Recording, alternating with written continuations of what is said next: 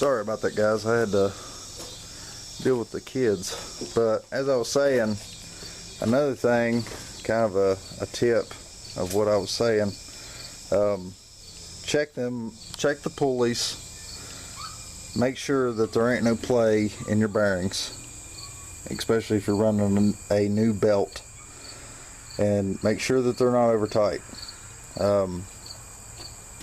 As far as that goes, you should be good. Check your thermostat. Make sure there ain't a bunch of gunk in here. If there's a bunch of gunk in here and that radiator can't breathe, or this cap, that spring is shot. It is shot. It don't have no play in it. So that would cause it to overheat. So check these things. It'll help you out in the long run. It really will. If you do any kind of off-roading, make sure you're running a paper filter. I learned this from a guy based out of Florida, Rusty 411. He is 110% right. Run a paper filter, especially if you're going to be off-roading. These paper filters, they will clog up, where like a K&M filter is a cotton based, and it will allow water to flow through the filter. It'll flow through, especially if you're in deep water. It will flow through the filter, in through your intake, go right into your cylinders, and hydrolock your engine.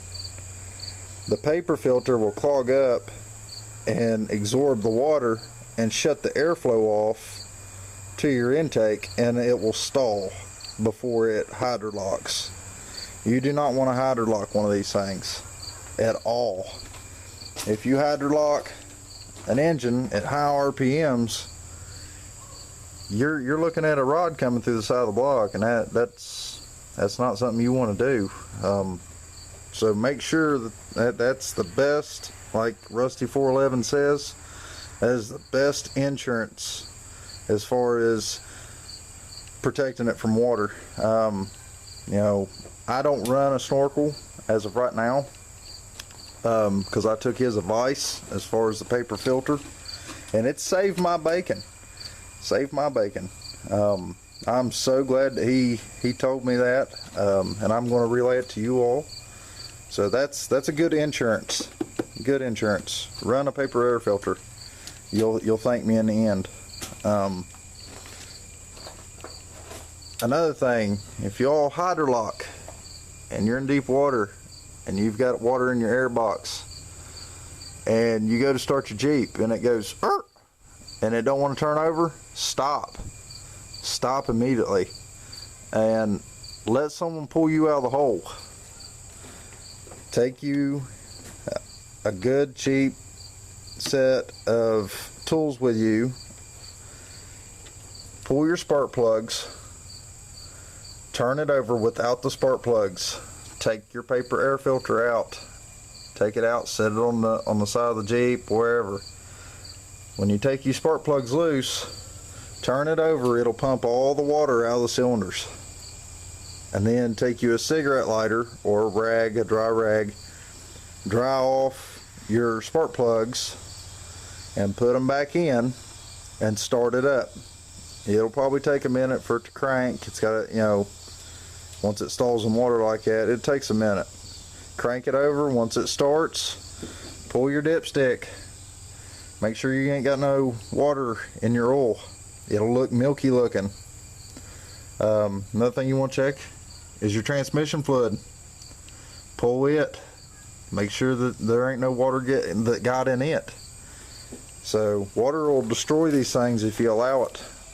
But like I say, maintenance is the key. You maintain them, they'll run forever. They will. They're good. They take water well. But up here, up north, where I'm at, we're in the state of Kentucky, and a lot of our holes up here are clay / deep water, and clay is rough on things. You take your Jeep, you dump it in a big clay hole, that stuff will eat wheel bearings, like nobody's business. It'll eat stuff up. Y'all got to get that stuff out of there. That's the main reason why I'm taking the wheel bearings off. I've got new ones sitting inside the Jeep.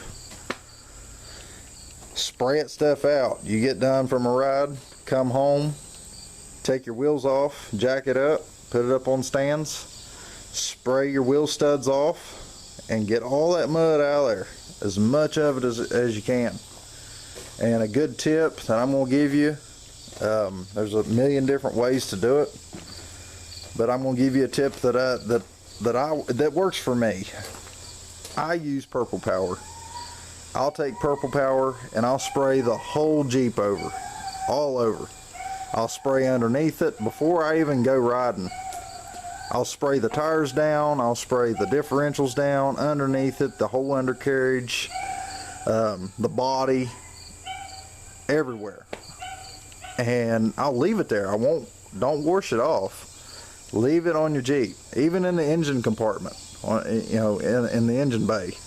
Leave it there. It will not hurt nothing. Go out, start wheeling. You get all muddy and stuff. You come back. That Purple Power is an oil-based liquid.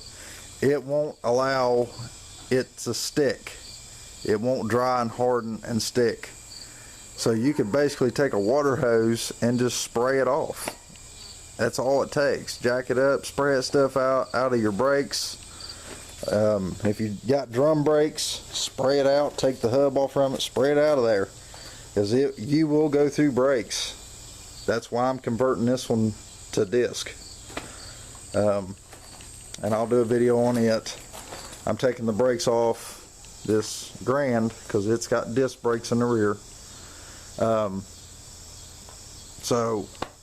And another thing, if y'all do this stuff up here in the clay, while we're on the brake subject, if you're having problems with your factory caliper season because of mud, stuff like that, well, I'll tell you the reason why you're having problems. And this is a big problem with a lot of people, especially people that I know that full wheel these Jeeps. If you go and buy a factory brake caliper, it's got a metal piston. Metal will rust, metal will seize. Okay? You want a composite. When you go to the parts store, do not go and buy a regular factory caliper. They're not much more expensive. I think you're probably, on a rough guess, you're looking at $20 more on each side, the calipers. Buy a composite piston caliper. You'll thank me. They will not seize. They're a hard composite plastic, and they will not seize up. They won't rust. I've had my composite ones on here for a little over a year, and I've had it in mud and everything else, and I haven't had no problem with them. They've been working great.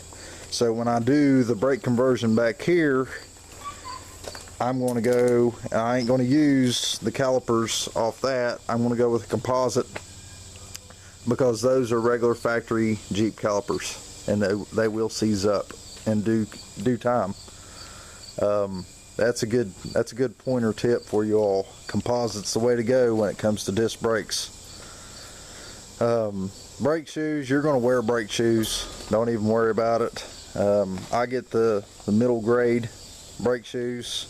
They all wear. So that's kind of one of those things you just got to deal with. There ain't really much you can do with it. But I'm going to order a front bumper. I've already been looking. I haven't found one that caught my eye yet. I really like my dad's. I'll take you all in there and show you. Let's see what you all think. Leave a comment. Let me know what you all think I should go with. I really like that one. We bought that one off Amazon. I don't even remember what brand this is. Ain't that bad. I'd have to get on there and look. But I was thinking about one like that. I just don't like how these, I'd like to have this bumper without the lights. I don't know yet. I really don't. I don't know. We'll figure that out. Let me know what you all think. I'd like to know what you all think about it. But we're going to be getting this one back together. I'll do some YouTube videos on it. This one here, it's a really strong Jeep. It got hit in the front end and folded all this back, plumb up back past the battery up into the fuse box.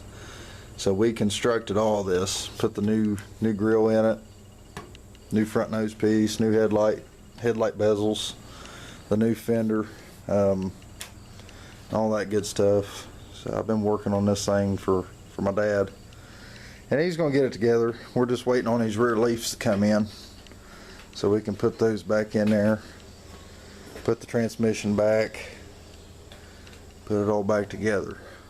He just wanted to clean it up and clean the underbelly up. It was rough. This thing was flaky, man. It had so much rust and stuff underneath there.